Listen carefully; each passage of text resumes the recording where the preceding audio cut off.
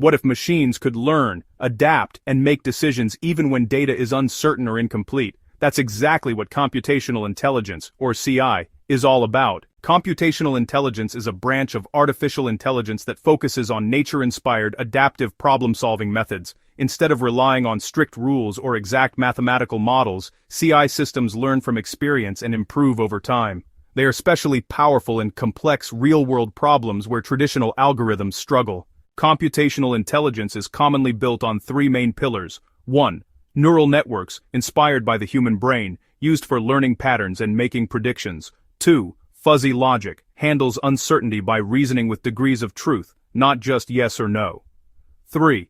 Evolutionary algorithms, inspired by natural evolution, using selection, mutation, and optimization.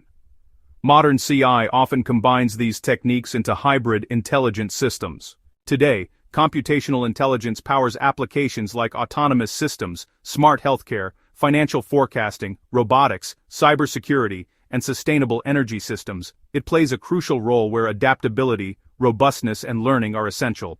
In simple terms, computational intelligence helps machines think smarter by learning from nature and experience. It's a key foundation of intelligent systems shaping our future.